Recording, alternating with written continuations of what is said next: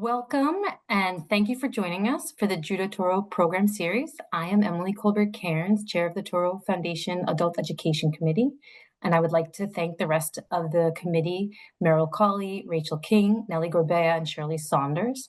I would like to recognize the past leadership of our former chair, Dan Snydecker, who over the past 5 years developed robust programming and built our audience, spearheading many initiatives, including the Toro 360, which I invite you to peruse on our website thanks to a National Trust grant Dan secured, and the invaluable information provided by the committee and Keith Stokes, Lou Keene, and the Toro Synagogue tour guides.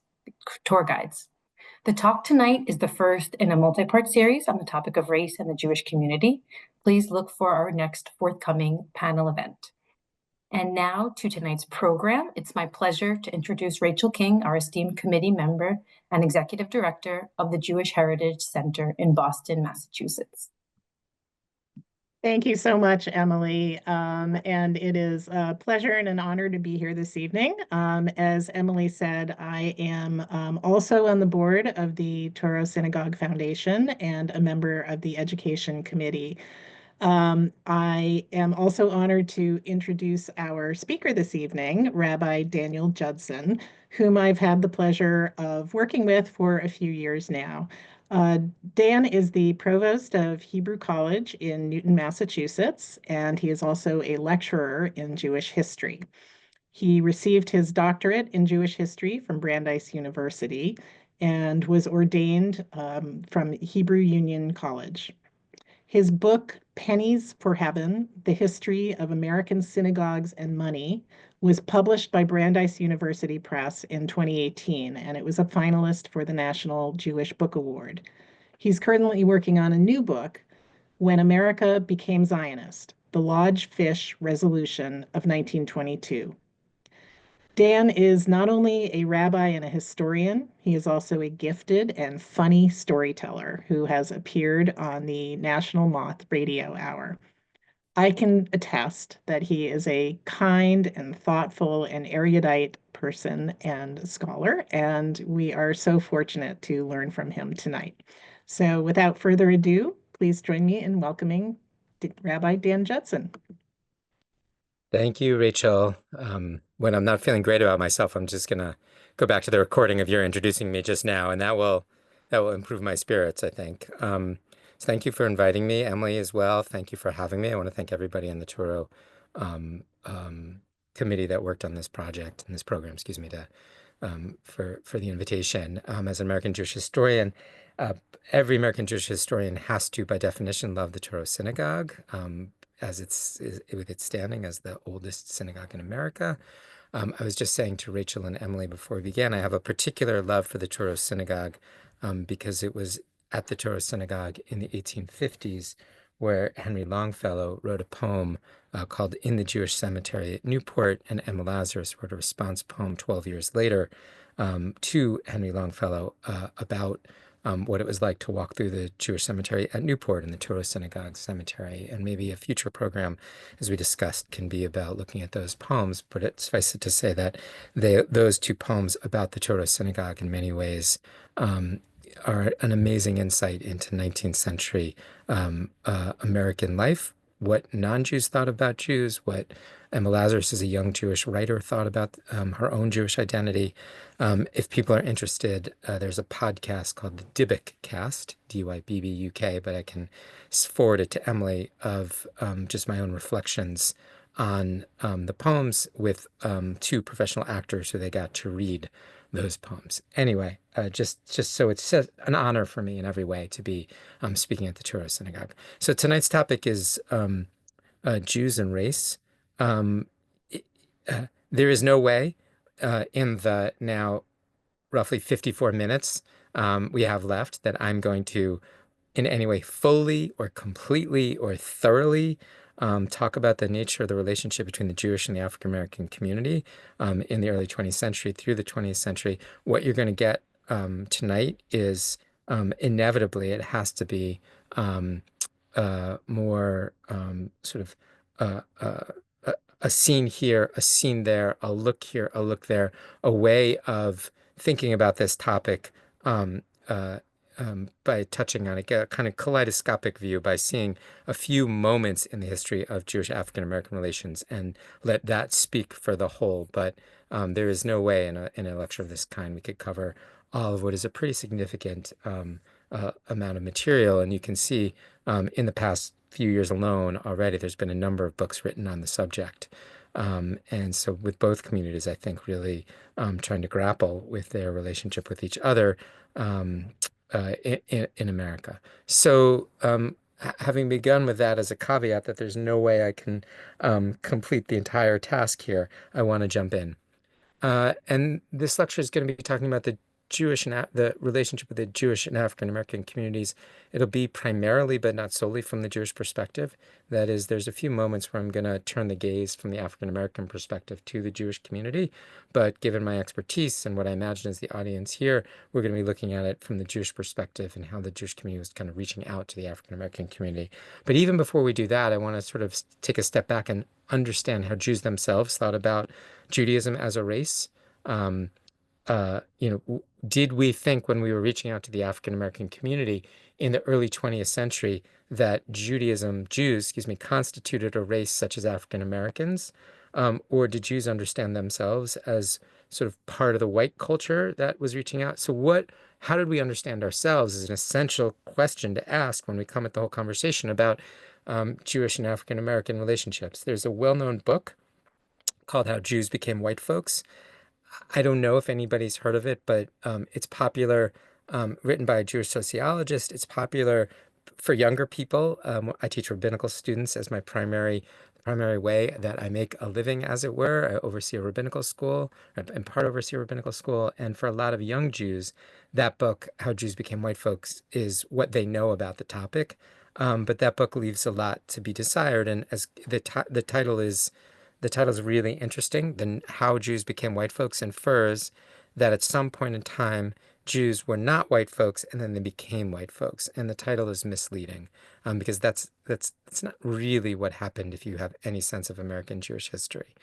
As easy it is to kind of think about Jewish history to say, we conceptualized ourselves as non-white, and then we stopped that in our efforts to Americanize. It's a much more complicated and cloudy picture as to how we understood ourselves. And the picture changes. In the mid-19th century, it was more common that Jews were seen to some degree and strove to be seen as part of the dominant white culture. And that actually changes. They saw themselves less as the dominant culture at the turn of the 20th century. In some ways, it's the opposite of what that book, How Jews Became White Folks, suggests. That is, in the earlier period of American Jewish history, there was actually a good bit less anti-Semitism in general from, let's say, the colonial era until the 1870s, although there were legal what's the right word?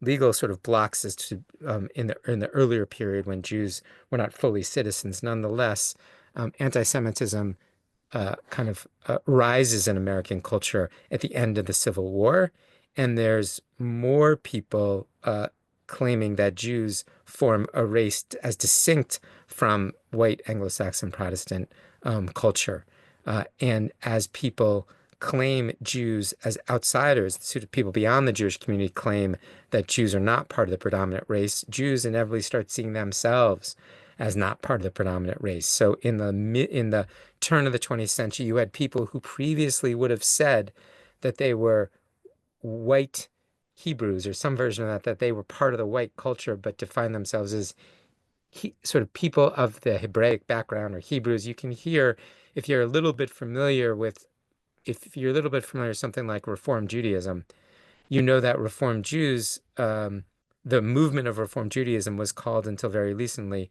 the Union of American Hebrew Congregations. That in the 19th century, many Jews considered themselves Hebrews, meaning that they understood themselves, conceptualized themselves as, I think, people part of the predominantly white culture who practiced a different religion, but were not necessarily of a different race. But after the Civil War, there was a rise in anti-Semitism. Scholars called it a moment of Judeophobia. And we can understand it's not unusual in the history of Judaism that Jews, at a moment when there is conflict and chaos, and great rifts in a culture, people often look to scapegoat the Jewish community.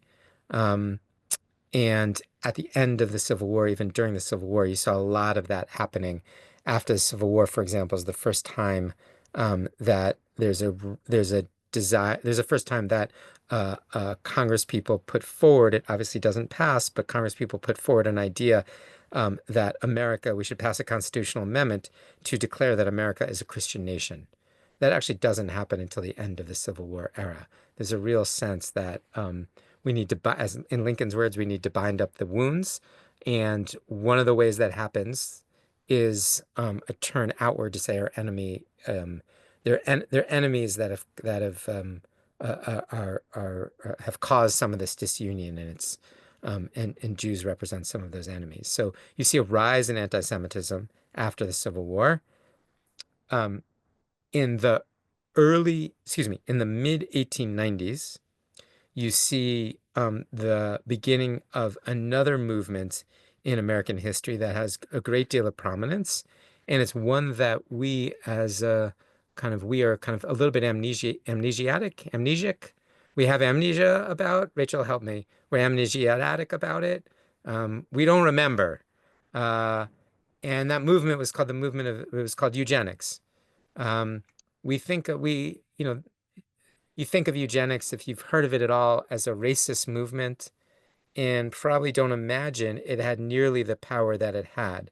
But it held a tremendous sway over American life, over American political life. If you live in Massachusetts, as I do, and I imagine a few of you others do, I see my friend Beverly Bavley is here. She also lives in Massachusetts with me. Our senator from Massachusetts in the late 1890s through the early 20th century was somebody named Henry Cabot Lodge. Henry Cabot Lodge was a leader of the eugenics movement. Henry Cabot Lodge was the first person in American history to receive a doctorate in American history. He received it, of course, from Harvard, because where else would somebody who was a eugenics thinker with the name Cabot Lodge receive a doctorate except from Harvard? The Cabots and the Lodges were both old Mayflower-ish families, and Henry Cabot Lodge had a kind of what do you call it? A princely life to a certain degree. Brilliant person, had a smooth transition, became a congressman, then had a smooth transition to become a senator, where he existed in the Senate for about 25, 26 years. But in 1896, he, on the Senate floor, referring to Jews as well as Italians, said that there are some races that are unassimilable. This is what he said on the Senate floor. There are some races that are unassimilable. And when those lower races, again, when he says lower races, he's referring to Jews, Italians, and a few other races he does not like. When those races come to America, they pose a danger. And that danger is they cannot, when lower races come into contact with what he calls higher races, he's thinking here about those descended from English gentry, those who came from Germany or France, that is Western Europe, who he claimed were the inheritors of real democracy. When people from the lower races might attempt to kind of make their way into what he calls the higher races, the lower races will bring everybody down, and it will spell the end of America, because those lower races, not only are they unassimilable, but they have no understanding or appreciation for democracy. They cannot, because of their race, live in a democratic society without bringing it down. So he's saying this on the Senate floor. This is not a kind of crazy, weird. This was the predominant thinking in America. And he, in fact, was saying this as part of an effort to close the doors of America, to keep America, to block Jewish and Italian immigrants from coming to America. And it was a completely racialized thinking That is, Jews, no matter who they were or what they did, were represented a race in the same way that African Americans represented a race. Again, this has nothing to do clearly with phenotype, with skin color. This is an understanding about race which is based in group, peoplehood, ethnicity, conflated with race to say that Jews were a race, and in eugenicist terms, Jews were a race with particular genotypes, with particular physiognomies, with particular kind of meaning particular physical traits, which made them of a lesser culture than his perception of what white Anglo-Saxon Protestant culture was. So eugenics movement was about thinking that Jews were a race that was unassimilable with America, and there was many movements to close the doors. In 1896, the House and the Senate, under Lodge's leadership, passed a bill that said that you had to have a literacy test to come into America. The literacy test was you had to say 25 words in your own language of the U.S. Constitution. So on Ellis Island, this was the idea. A Jew would show up and the immigration officer would give in Yiddish the Constitution, and that immigrant would have to read and understand 25 words. Lodge's idea was that the Jews, when they coming into the country, were mostly illiterate. It's a questionable whether he was right or wrong about that. The Jews fleeing to America from pogrom were certainly the more impoverished and, as it were, lower classes, less sophisticated Jews, probably more literate than Lodge gave them credit for. But Lodge's idea was that the literacy test was perfect. It would keep out the lower races who were illiterate, Jews and Italians, but still allow people from England who, in his worldview, were no doubt literate, let them be in America. So the literacy test was perfect. President Cleveland vetoes it. Lodge passes a literacy test. Lodge and his ilk pass a literacy test again in 1907. It's again vetoed, this time by Theodore Roosevelt. Lodge again in 1916. He's not done. Passes a literacy test finally, which passes both House and Congress. Wilson doesn't veto it, and it becomes the law.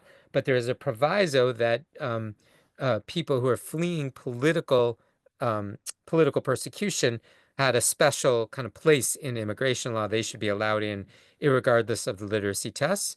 So those anti-immigrationists are upset that they let this loophole in, and they changed their tactics. And in 1921 initially, and then finally in 24, they really shut the door and they create a quota for the number of Jews, the number of Italians that could come into the country. That quota will have devastating consequences for the Jewish people when the Shoah happens, and the doors of America are, of course, closed by that point, thanks to the Johnson Act of 1924, which Lodge was the kind of progenitor initially of. And it's based, again, on this racialist thinking that the Jews occupy a racial place in America.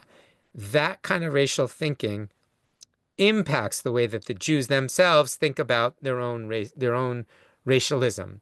And so in the earliest 20th century, it is not unusual to see Jews identify themselves as non-white people, right? And again, we don't have the time, and I don't think it's sort of crucial to that statement I just made shouldn't be understood for every Jew living in 1903 is how they thought of themselves. But I'm speaking about the general trend is for Jews to have a more racialized think of themselves as we move into the 20s as a result of eugenics thinking. I should pause here. If you've got questions, I meant to say this at the beginning, if you've got questions, you should please chat Rachel with any questions. You don't have to wait till the end. Rachel can interrupt me. If they're good questions, she'll interrupt me. If she thinks they're bad questions, she won't. I'm just kidding. That's not what's going to happen. Rachel will interrupt me if the questions are kind of germane to the moment and you want more clarification of what I'm saying and you can't wait to it just doesn't make sense to wait to the end. She'll just interrupt me. If you've got a question that can wait to the end, at 7:15 in about 25 minutes, 7:20, 30 minutes, I'll pause and we'll just go through the question. So if you've got a question, please chat Rachel with the questions, and she either will ask me at the end or will interrupt if the question feels like it's now. Okay, Okay. Dan, First Yeah. question in. Yeah, great. And it's relevant to what you just shared. Yeah. Why did Cleveland and Roosevelt veto those Oh, laws? great question. Great question. Um, Cleveland and Roosevelt both vetoed the laws. Prior to Lodge and those who wanted to outlaw immigration, America had a very open policy of immigration. Had no laws restricting immigration really whatsoever when it came to immigration from Europe. It had immigration restrictions when it came to people of Chinese extraction coming into the country from the West Coast. But immigrants from Europe, Eastern Europe, Southern Europe, Northern Europe, there were very limited restrictions. Almost everybody was allowed in. And there was there was a sense, and you can read Cleveland and Roosevelt, you can Google and find both their statements about why they vetoed the law. They believed that it was better for, quite simply, it was better for the same ideas that are resonant today with believing that America was based on a country that would benefit economically from immigrants, that was based on a culture of immigration, that believed that there would be, if we restricted immigration, it would worsen certain industries that were reliant on. So the arguments were reliant on immigration. The arguments aren't so different than they were today as to why they backed immigration. Roosevelt vetoed the bill, but as a sop, meaning as like I got to do something for these people because the bill passed both House and the Senate. So there's clearly a large swath of America that wants to close the doors of America. He created something called the Dillingham Commission, and he made Lodge one of the chairs of it. The Dillingham Commission met for a number of years to study the issue of immigration. It came back with a report that is volumes and volumes and volumes and volumes long. I did not read the Dillingham Commission's report. Please don't ask me what the Dillingham Commission on page 1433 says.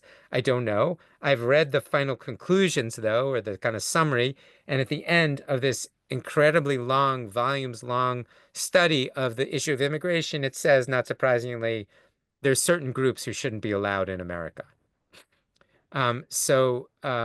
Wilson, who certainly thought of the world in racialized terms when it passes again in 1916, he does not veto it.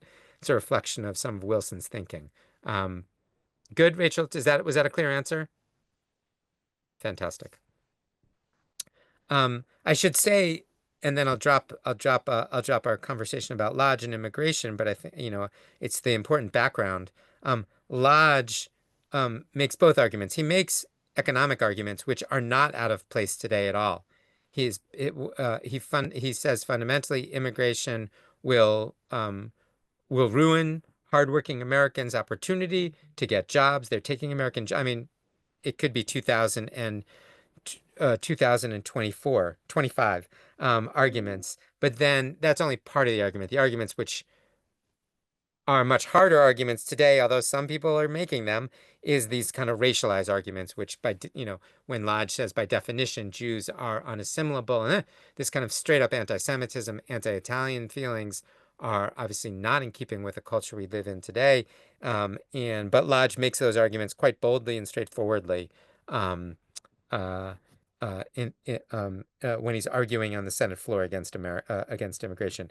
Last thing I'll say about this, I just can't help myself. But I want to say that some of the work of American Jewry in the early part of the 20th century was trying to keep the doors open, and that cut across upper class, lower class Jews. They were all united. If there was one thing that united American Jewry in the early 20th century, it was to keep the doors of America open for legal immigration. Louis Marshall, who was the head of kind of everything we think about as uptown wealthy philanthropic Jews. His father was an immigrant Jew. He fought his whole life to keep the doors open. He started the American Jewish Committee, who was dedicated to the sole purpose of keeping the doors of America open. Louis Marshall, who founded the NAACP, was part of the founding of the NAACP, wanted to keep the doors of America open. That this really united American Jewry. I would say, American Jewry there was, sorry, I apologize. My teenage daughter is looking for me.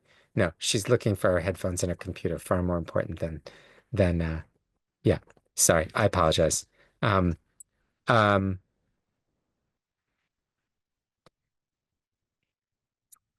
uh, uh, ah, American Jewry in the early 20th century.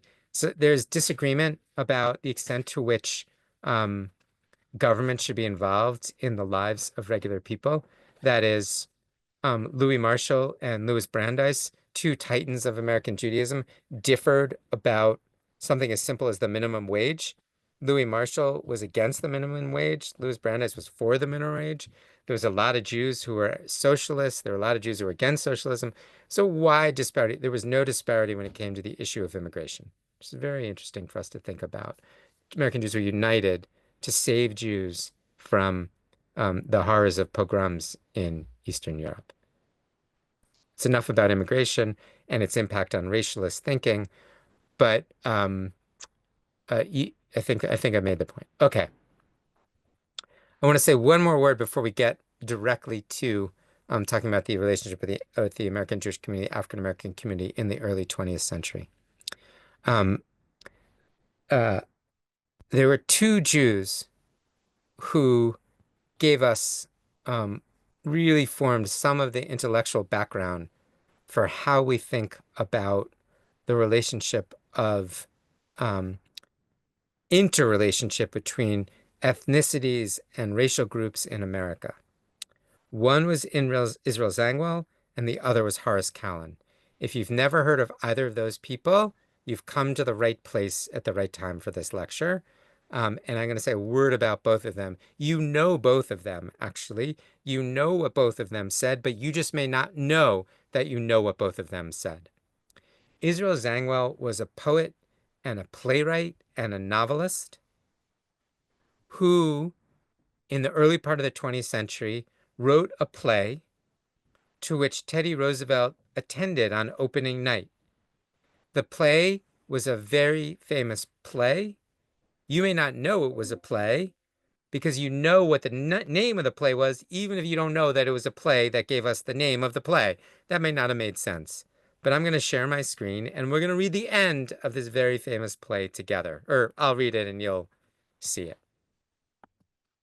So you give me one moment. I want to share my screen with all of you.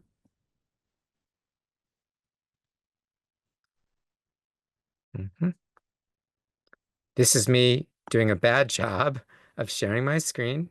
Give me 1 second. Give me 1 second.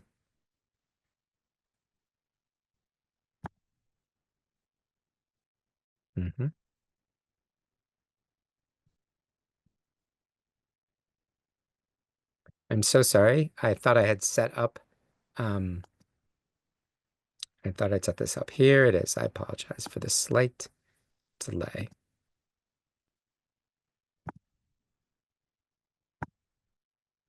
Okay. Rachel, you can see that, yeah? Yeah, okay. The play in question with such buildup is called The Melting Pot. I imagine all of you on this call have heard of the phrase, the melting pot. You may not have known that the melting pot was a reference to a play written by a Jew, an English Jew, but written about his understanding of what America could be. The Melting Pot is a ridiculous play. That is, it's not, as we're going to see, it is overwrought. It's a rom-com, a romantic comedy. But it is not a well-written romantic comedy. And the plot may surprise you that it was such an important play, such a Teddy Roosevelt saw it on opening night. The plot of the melting pot is that a Jewish immigrant from Kishinev comes to America. Kishinev was the site of pogrom. It's the most well-known pogrom, but certainly neither the most devastating pogrom, meaning it was certainly not the most people injured or hurt, nor the first nor the last pogrom. it becomes the most well-known pogrom, in part because, as Steve Zipperstein wrote in a recent book about the Kishinev pogrom, called Kishinev, the Tilt of the World, it actually happened near a telegram station. So people got the news out very quickly about what had happened around, and there was worldwide condemnation. So because the world was hearing about it very quickly, it became known and paradigmatic for all pogroms, both before and after. But it was neither the first nor the last. But it was the most well known. So in Zangwill's play, the this victim of the pogrom makes his way to America, and he's a musician, a pianist, and he's asked to play at a charity event by a young woman who captures his fancy. And in an act of remarkable lack of nuance, that young woman is the child of a Russian colonel who is responsible for carrying out the pogrom of Kishinev. So again, the Jewish victim of a pogrom falls in love with a Christian woman whose father was responsible for the pogrom. Rachel, was that clear? I'm using you as a stand-in. Totally clear, right? This is the very end of the play. David says to Vera, I'm kind of in the middle here. I'm in the middle of the screen. Um, cling to me, all these ghosts, cling to me till our love triumphs over death. Kiss me now. And Vera says, I can't, it will make you remember. David says, it will make me forget, kiss me. Vera says, I will kiss you as we Russians kiss at Easter. Remember, she's the child of this Russian colonel. The 3 kisses of peace. Kishinev happened at Easter, as many pogroms did, because that was when Easter was when the blood libel often occurred. That is the idea that, because Easter and Passover always were connected, of course, so the idea that Jews were looking to imbibe the blood of Christian children often had its kind of highest moment that often came out at Passover Easter time. So Kishinev happened at Easter, and Easter was, see, David says Easter was the day of the massacre, which wasn't unusual for a pogrom. Vera says, granted, endure. Look how beautiful the sunset is. David says it's the fire of God around his crucible. And then he says, there she lies, the great melting pot. Can't you hear the roaring and the bubbling? And then Vera said, look, sorry. So David then says, the harbor where 1,000 mammoth feeders come from the ends of the world to pour in their human freight. What a stirring and seething. Celt and Latin, Slav and Teuton, Greek and Syrian, black and yellow. And Vera says, Jew and Gentile. And David says, yes, east and west, north and south, the palm and the pine, the pole and the equator, the crescent and the cross. How the great alchemist melts and fuses them with his purging flame. Here they'll all unite to build the Republic of Man. Vera, what is the glory of Rome and Jerusalem, where all nations and races come to worship and look back, compared with the glory of America, where all races and nations come to labor and look forward. Peace to be all unborn, fated to fill this giant continent. The God of our children give you peace. It is overwritten. It's overwrought. It is an idea that in America, yes, I will. In America, the future of race, according to Zangwill, is that race is going to be undone. That is, in America, in this utopian vision, we'll have no more race. We just need to treat each other well, according to Zangwill, and black and white will go away. Jew and Gentile will go away. All the races will be burned off, as it were, and will be one sort of vision of America. Okay? It's this utopian vision. Horace Callan comes along and says, no, America is not a melting pot. America should be a salad bowl where different races live together, and it's as each race expresses its own unique culture, America will be improved. So it's two different versions of how we should view race and culture in America. And Rachel was rightly pushing me along to say, okay, get to it. Let's start talking explicitly about race and early Judaism. Okay. I want you all to take a look at this headline with me.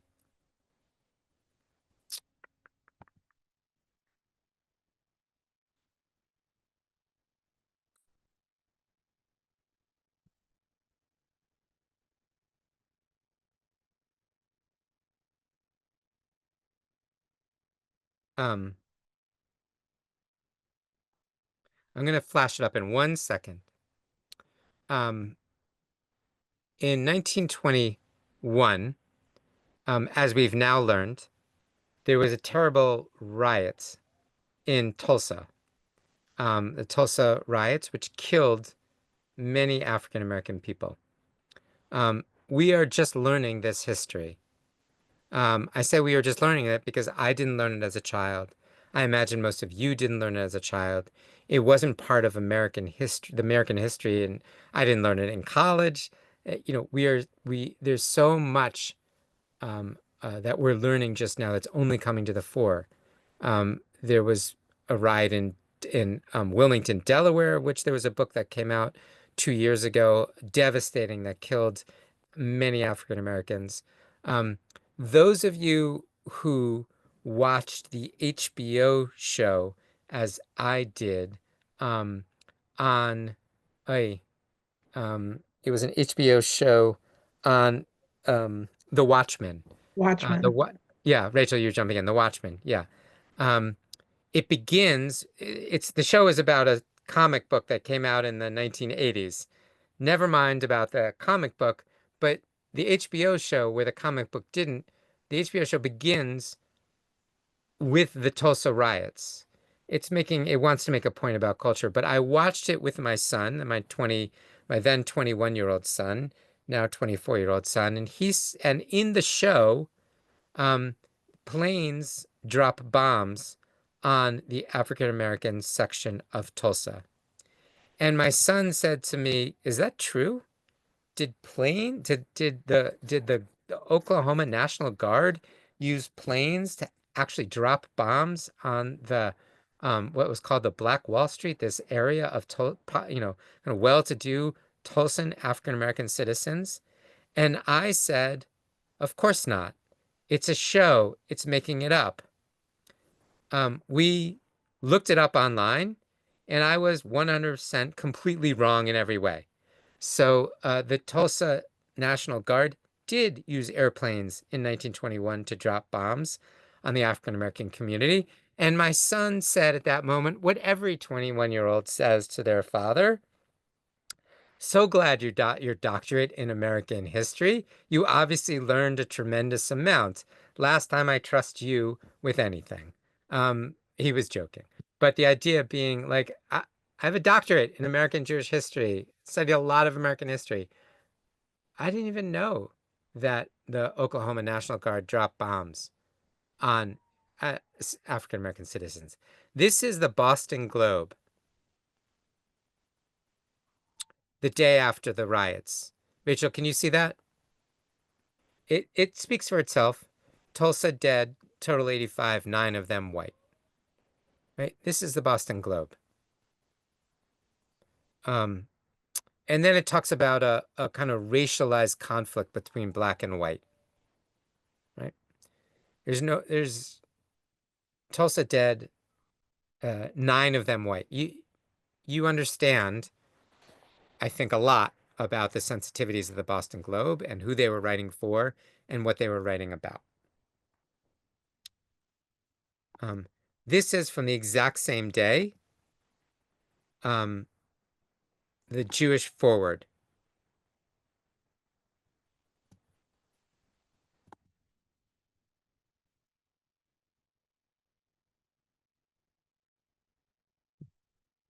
Forgive me. Give me 1 second.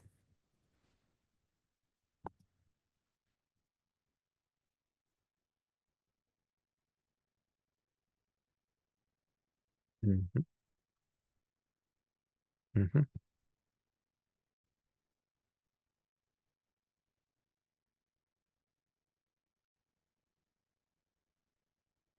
With with apologies, here it is.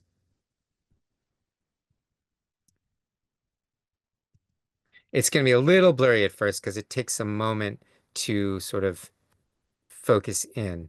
But can people, I know not everybody here can read any Hebrew letters. Some of you might be fluent in Yiddish, which would be amazing. Some of you might know Hebrew letters, but not know Yiddish. I'm going to read it. You can see at the top it says Forward. Forward. This was the Jewish Forward, the most prominent Yiddish newspaper of its time, the largest circulation among the Jewish community in America, published in New York City, whose primary audience was the Jewish community of the Lower East Side and Harlem, much of whom had socialist or very kind of politically left leanings. Here's what it says. I'm on the left-hand side. If you can make out just even Hebrew letters, you can follow me. I'm just going to read the title. It says, so I'm below the kind of forwards where it says forward in English and in Yiddish. There's a line below. You see where it says New York? I know it's a little blurry. I apologize. It's the best we're going to do. Below the words New York, which I hope you can make out, that first word is governor. Governor ordert, which means orders. Yiddish is easier to speak than you thought it was. It's just a translation of the word order into Yiddish, ordert. Untersuchen. An Untersuchen is an investigation. Wegen Pogrom. Oif, and I'm not going to pronounce that next word. The next word, if you pronounce it, it sounds like a slur against African Americans, but in Yiddish, I promise you it's not a slur. It's just simply the word in Yiddish for African American people, but it is not 100% not a slur. But if you say it in English, it sounds like a slur. So I'm not going to say it. Yiddish does have a slur, I'm sorry to say, for African American people. They don't use it here. This is just the word for African American people in Tulsa. The word I want you to pick up on, though, governor orders an investigation about a pogrom in Tulsa against black people, against African American people in Tulsa. I want you to compare that to how the Boston Globe is covering this. In other words, the here's the forward who's making the case that what has happening to African American people is nothing less than a pogrom. Understand that in the forward, like they are so deeply connected to what's going on every day in the forward. There are articles about what's going on in Eastern Europe. For them to call it a pogrom is an act of nothing less than identification and empathy, right? They say it's a pogrom. They use the language very carefully to say, we are connected to this moment. We should have empathy for this moment. And unlike the Boston Globe, I'm sorry to say, which says 85 dead, 9 of them white, violence between black and white, which is what the Globe said, the forward is very clear. The forward is very clear. A pogrom against the African American community. So you can see the Jewish press is covering these stories in a way that the kind of white press is not. And they're seeing empathy in a relationship with the African American community.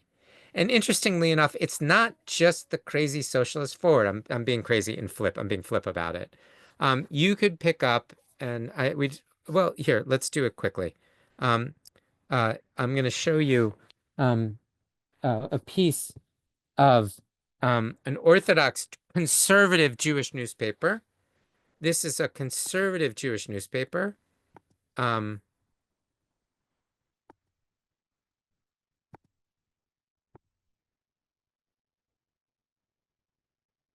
Rachel, you can read this, yeah? Not read it. I mean, you can see it. You can see it. Yeah, you can see it. I wasn't asking you to read it. Yeah. So, I mean, I was, but that's not what I meant. I meant you can see it. This is Der Morgen Journal, which is an Orthodox conservative newspaper. They don't share a lot in common with the Forward, other than they're both in Yiddish. But you can see at the top headline, 1669 Lynch Korbanos in Vergangenem, that's a tough word, Vergangenem Jahr, which means 69 victims were lynched in the previous year. Georgia, I'm just reading a little bit more and then I'll stop. Georgia vernimmt dem Euben Platz mit Achseien Lynchereien, which just means Georgia basically led the way in the number of lynchings that it had. Again, they call them korbanos, which in Hebrew, and I imagine some of you are a little bit familiar with Hebrew, but even if you're not, the word korban should sort of maybe prick your ears if you are familiar with some of the liturgy from the high holidays, even where we talk about, or any liturgy which talks about sacrifice. A korban is a sacrifice. It's not somebody who did something wrong. It is as the English word entails, it's somebody who was murdered for somebody who was a victim for reasons that are outside of their control. So even the Orthodox conservative Yiddish newspaper decried this lynching that was going on, this scourge of America. And you see an empathy and a coverage of these issues. I can assure you the Globe did not have an article at the end of the year telling you in detail which states, what happened in terms of who was lynched and how did it each happen. Is that good with everybody? There's Rachel, you're with me so far. I don't for a moment want to suggest that therefore kind of all Jews were empathetic to the cause of the way that African Americans are being treated in America. That would be an overstatement.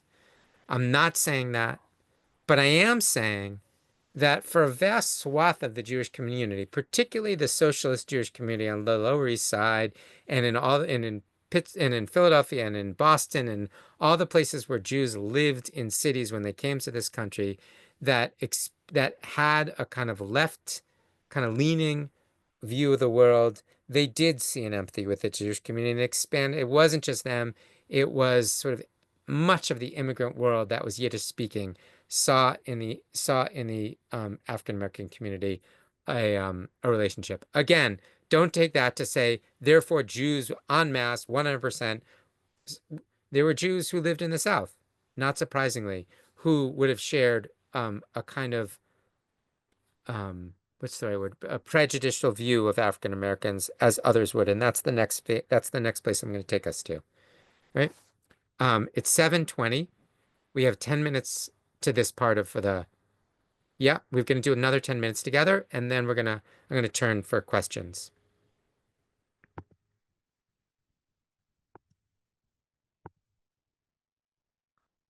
You see the same thing though, where it says 69 lynch. Rachel, you can see that? The Yiddish, you can see it? Okay, good. This is a short story.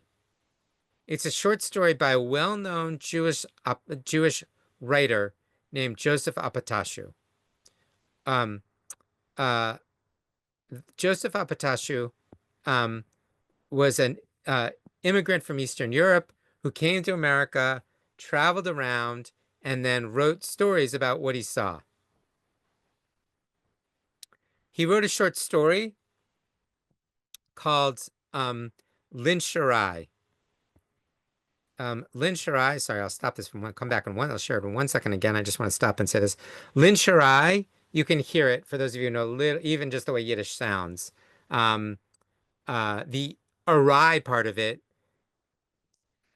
doesn't mean anything. Or excuse me, the arai part of it, it's lynch arai, meaning kind of multiple lynchings. And it's Joseph Apatashu seemingly saw lynching take place and then wrote a short story about it. He saw it take place in the South, and then he wrote a short story in Yiddish about it. And it's one of the most well-known pieces we have about the way that the immigrant Jewish community, in a firsthand way, was relating to this experience of horror. Good? Okay. And I think you'll see, it's a pretty, oh, I shouldn't have stopped my sharing, of course, because now it went away.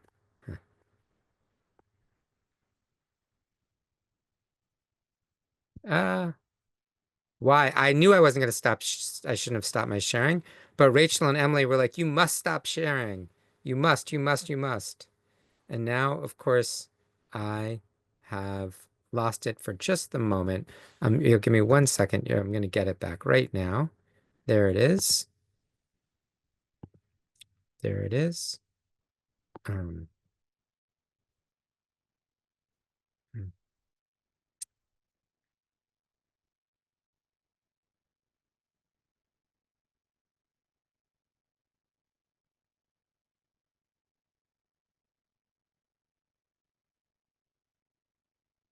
Okay. Um, good. Rachel, we're good. You can see it again. So the story is Apatashu it tells it it's again seemingly a lightly fictionalized. He seemingly saw this some version of this happening, and it's pretty fascinating. Um, and the story is a very similar one to so many of these terrible incidents that we see, which is that a young African American man is accused of violence against a woman, um, a white woman. Um, a crowd gathers to do violence to the African American man who's being accused of some sort of sexual impropriety with this white woman. The African American man in the story then runs away into the swamp, into the woods to avoid being caught by this group of white men who gather, who claim that this guy has done something sexually inappropriate, have said something, done something to this white woman. And we hear this story again and again in American history. Um, and so I'm just going to pick up the short story. We're really in the middle of the short story. I just wanted you to see this really interesting piece. So this is Joseph Apatashu. It's a fictionalized account of something that he's seen, some version of what he's seen in real life. Um, uh, the crowd gathers and they're going to, sorry, you can see where it says the sheriff rode up. Sheriff rides up on a small horse. The crowd surrounds him. It grew quiet. The sheriff straightened his lithe body. I'm going to skip down. The sheriff says, friends and neighbors, whoever catches this Negro alive will receive a reward of $50 and a medal from the governor. Hooray, the crowd shouted. I appeal to you in the name of the governor. Do not take the law in your own hands. Do you promise me? All right, said a few voices. Now, boys, don't lose any time. Saddle your horse. We'll meet by the cemetery. All right, all right. In a hurry, the crowd disperses. He's fooling himself if he believes we'll give the Negro over to him, one of the young men said with a growl. He'll be waiting a long time. Why are you still talking? McClure looked around. Let's just catch him already. Come on, boys. Let's wet our whistles and to bring us some luck. Mr. Levy, here we go, the sort of Mr. Levy, the Jewish citizen, wandered among the crowd looking for his 20-year-old son. He went into the saloon and brought his son out. You will not ride with them. Yes, I will. I say no, a Jew shouldn't get involved. What if it was my sister? Replied the son in a rage. Why do you need to think about what if? It won't happen. It won't happen. But if we permit a drunk like McClure to be the judge, you can be sure that today they will lynch a Negro, tomorrow it will be a Jew. This is the 1920s again. You can be sure that today they'll lynch a Negro and tomorrow it will be a Jew. They've never lynched a Jew before. So this is, of course, a mistake. And it's Opatashu knows this, and we'll come back to this in 1 second. But he has, in the words of the son, they've never. But do you know what they're going to do? The father tapped his forehead. They're going to lynch the Negro. And that's nothing to you? Lynching people is nothing to you?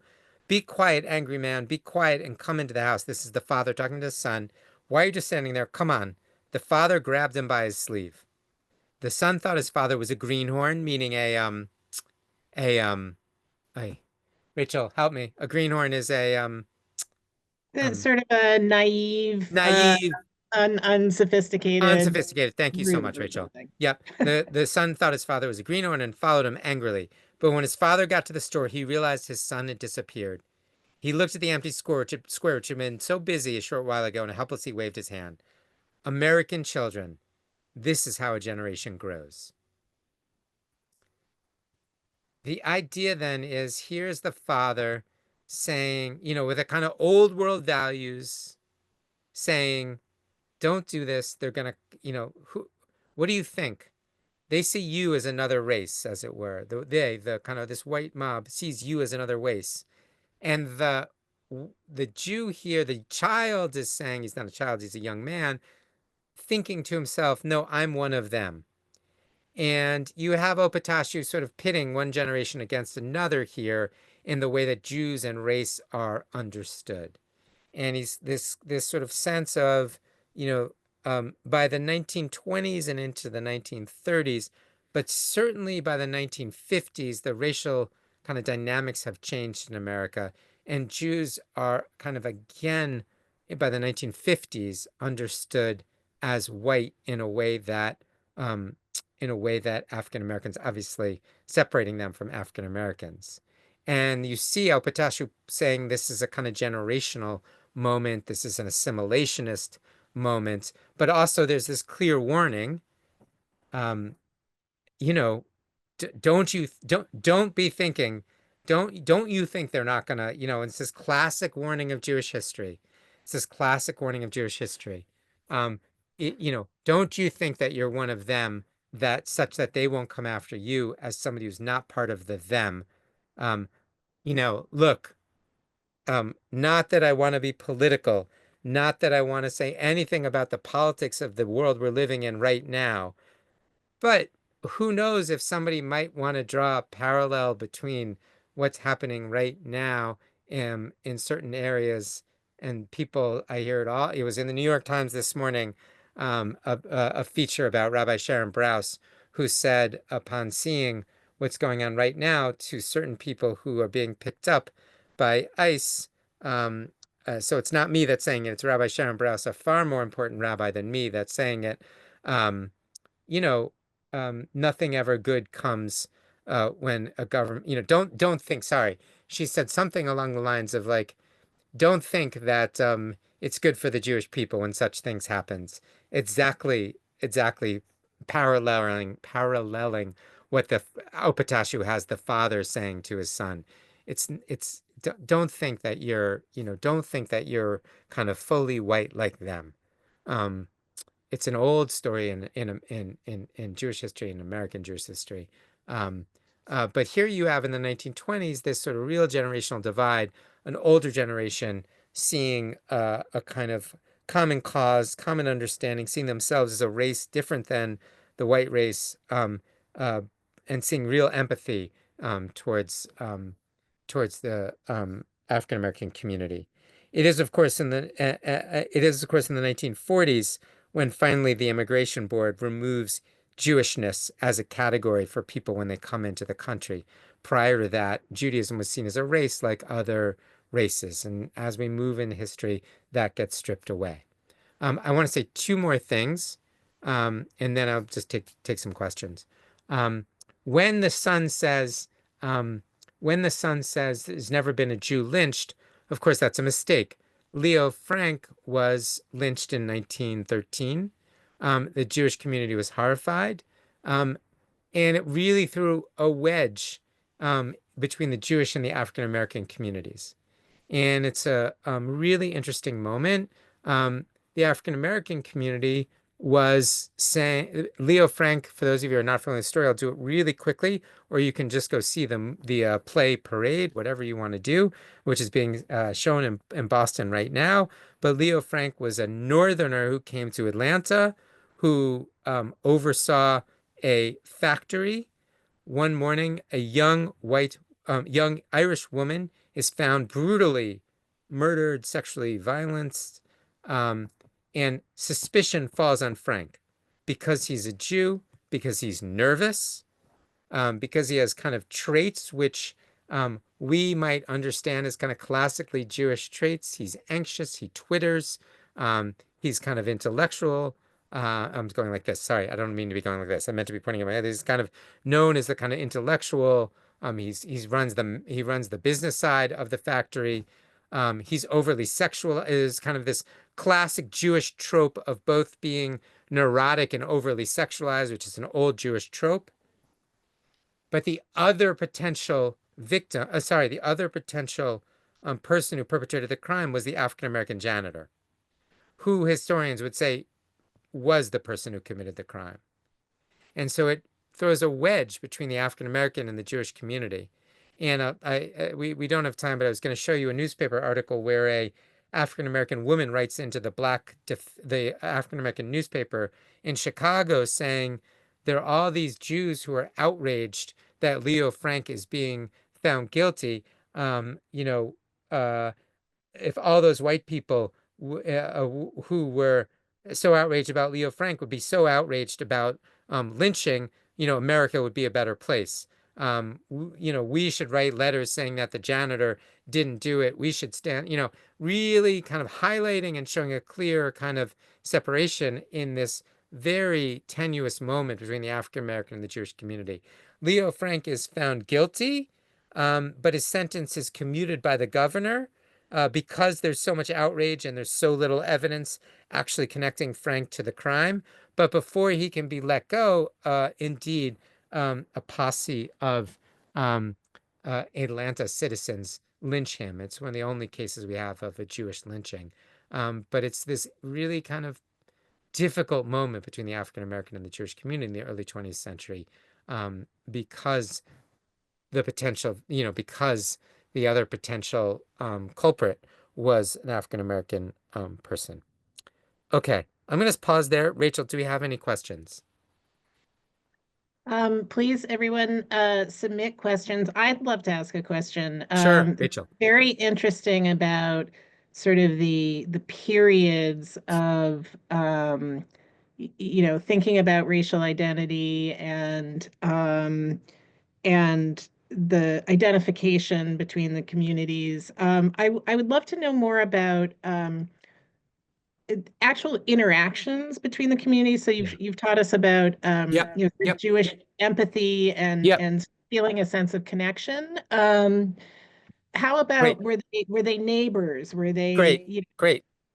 Perfect, Rachel. know, what was So the actual sort of perfect. day to Perfect. day? Yep. Yep. Perfect. So perfect. Um, the answer was you can read Jeffrey Gurok's book When Harlem Was Jewish, Mm, which is about the 1920s in Harlem. In a place like New York City, Jews and African Americans in Harlem lived side by side to some degree. In the Lower East Side, you don't really find that as much. It's predominantly Jews are living side by side with Irish immigrants, with Italian immigrants, but you really don't find that many African Americans living.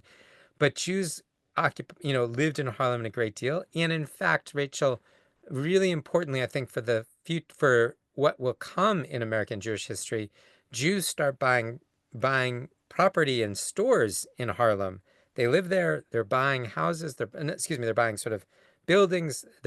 What happens is Jews buy up some of Harlem, move out, but still own that land in those stores, such that in the 1960s it becomes an incredible flashpoint between the African American and the Jewish communities. We remember the 1960s as this place of, you know, Cheney, Schwerner, and Goodman who go down and fight for African American civil rights, and the Jews are at the forefront of that, and that's all true. And Jews are also owning property in both Boston, for example, and New York, and mistreating their African American tenants and their African American customers.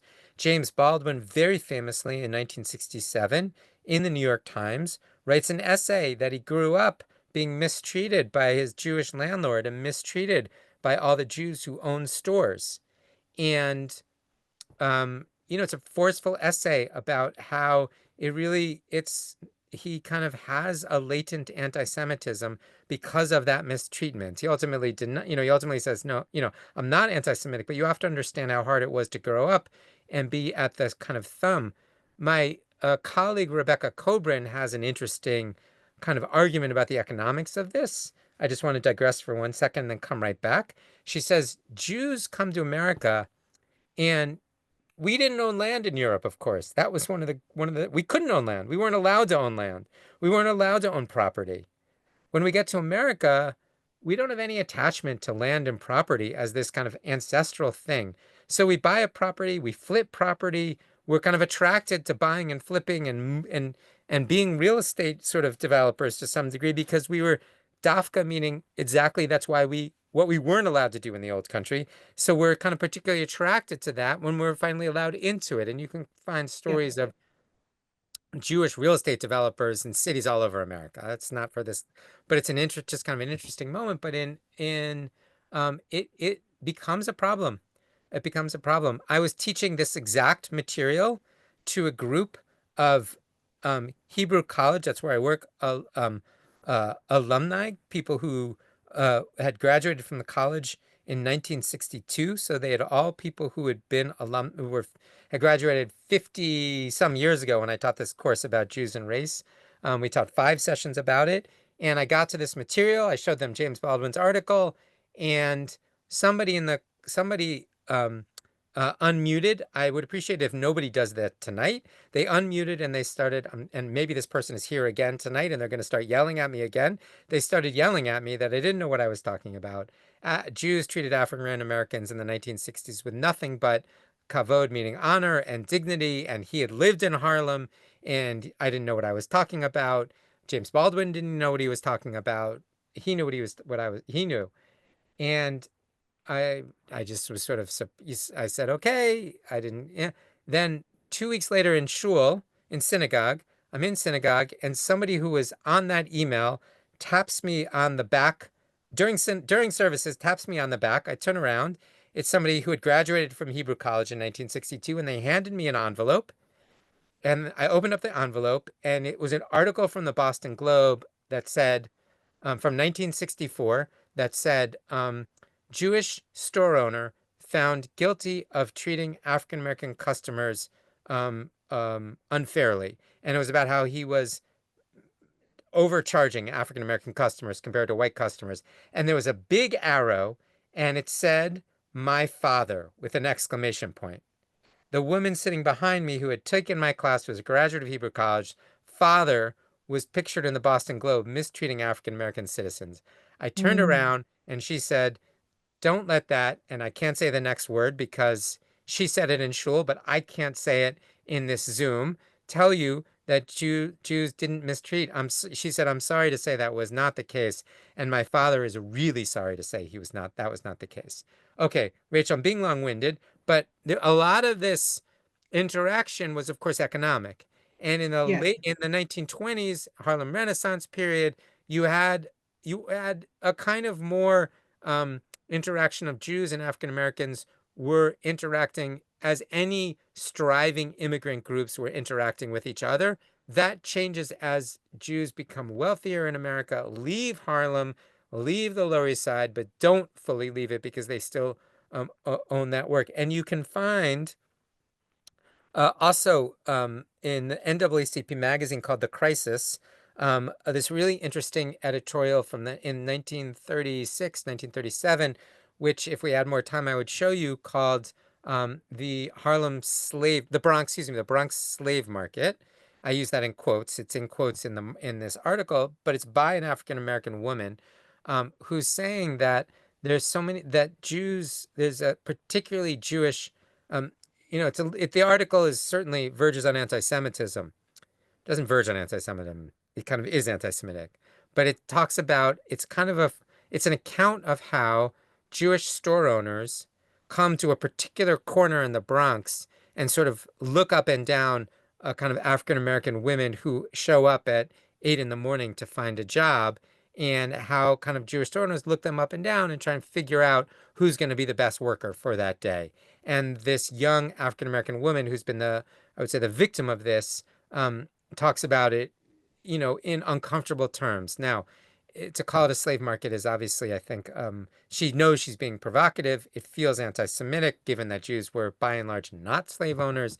That's, et cetera, et cetera. But it's a pretty powerful moment where you see that in the mid 1930s, that the economy has turned and Jews are doing better and African Americans are still not. I would say Yeah. one more thing, Rachel, and then I'm really done because it's such an important question. And we do have a question. You Yeah. do have a question that there is the case though, there's a well celebrated case, and it's just a minor moment, but of course you can't live by each other without actually talking to each other and understanding each other, and at times there's a famous case of a lawyer named Rufus Perry who, in 1908, converts to Judaism.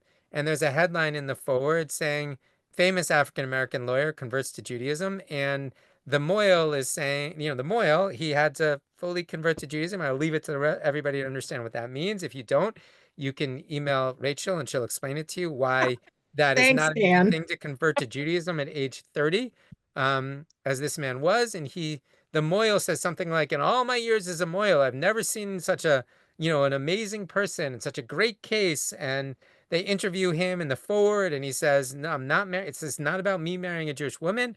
I'm just, I've met Jews, and I've met Judaism, and I'm deeply attracted to it." And there's this way in which and I'm going to be a little cheeky here. It's probably, maybe in an inappropriate way, but the forward then starts talking about him. By the end of the article, it starts talking to him about he's not just a good lawyer, he's the most brilliant lawyer there ever has been.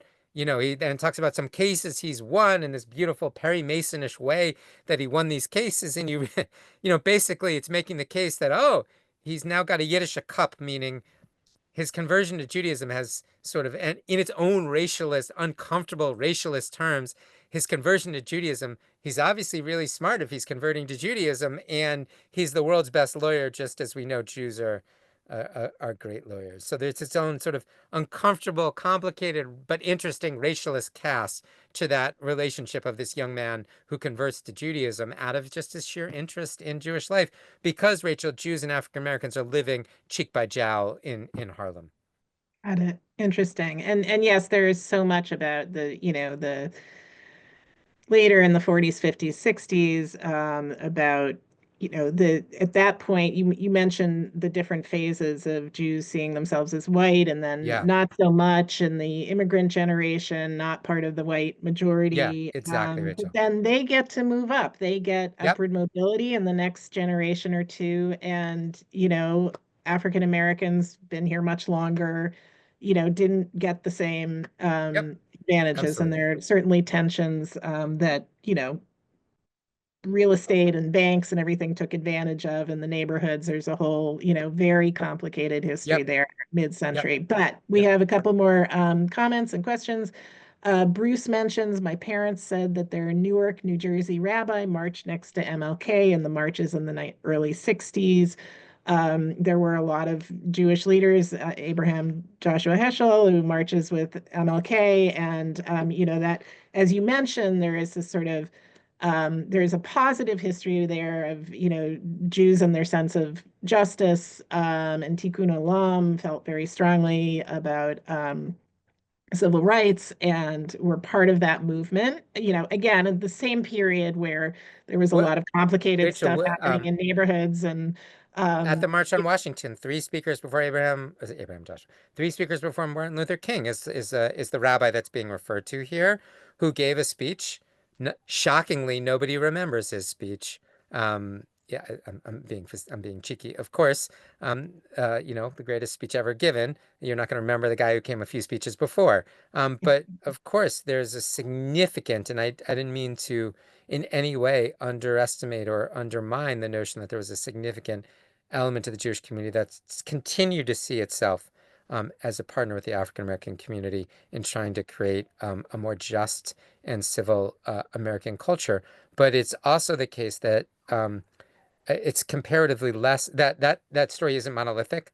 That there's plenty you can find in the Jewish community where the situation, and that's kind of what I wanted to highlight because I figured you all knew the story of where the Jewish community is um, working in concert with the African American community for civil justice and civil rights. I'd say one more thing about that, Rachel. In Steve Zipperstein, and go back to an older history, in Steve Zipperstein's book on Kishinev, The Tilt of History, he makes the claim that um, uh, it was out of a meeting in Harlem about the Kishinev pogrom in the early 20th century, the horrors of the Kishinev pogrom, that African American and Jewish leaders came together to found the NAACP as yeah, people made a connection between the horrors of the pogrom and the horrors of lynching.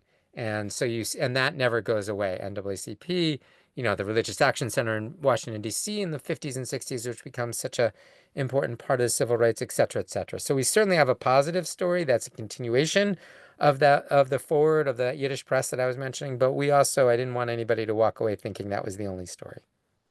I apologize to Jordan who submitted this a while ago, and we are just about out of time, but I did want to honor his question.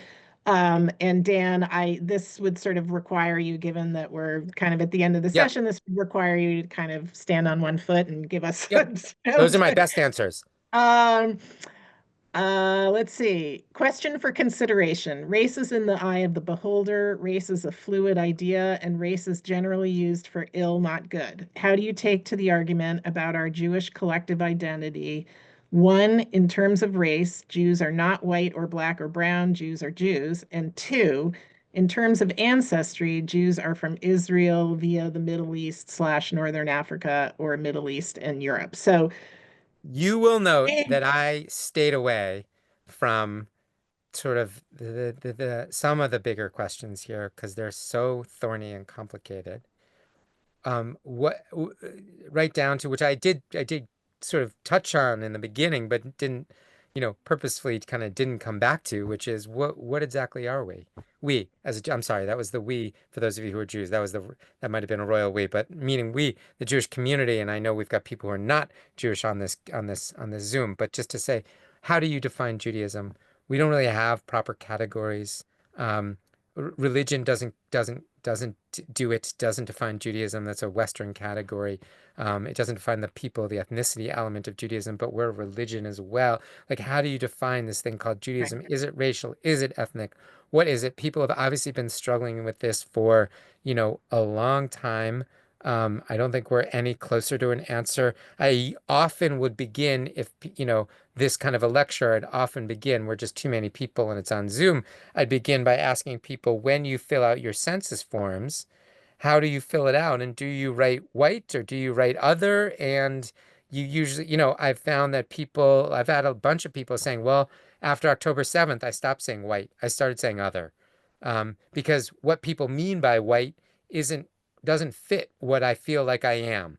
My wife writes other. She says, well, I'm the child of 2 Holocaust survivors. I'm not white. Like that, but, and I'll say, honey, but you're not white. And you get the idea, right? I'm doing this very simply, but Yeah. it's such a thorny issue. Just think when you come to a census, some people like me just check off white automatically. Some people like my wife refuse to check off white. And because she says that's not, because as the person said, we know race is, it's in the eye of the beholder. It's fluid. It's all those things. It's culturally bound. It's, all of those things. What Judaism, when it its Nazi determination of what Judaism as a race was, was 1/8 of Jewish. How much blood did you have in that? So you have lots of definitions. It's very complicated, and I'm not going to pretend to sort of offer up a single definition of what we are and what's the best metaphor to understanding the best language to call us, because there's so many words: civilization, peoplehood, ethnicity, religion, ancestry, tradition. Well, I think that's sort of the perfect ending. And as Emily did mention at the top of the program, the Torah Synagogue Foundation will be sort of exploring this topic, Jews and race, further. And so please, all of you in the audience, keep your eyes out for further programming. Rabbi Dan Judson, thank you so much for sharing your insights and historical knowledge with us. We could go on all night. Alas, we don't have time to, but thank you so, so much. And to all of you in the audience, thank you for joining us on behalf of the Torah Synagogue Foundation. We invite you to join us again. We appreciate your time this evening and hope to see you again soon. Thanks so much and goodbye for now.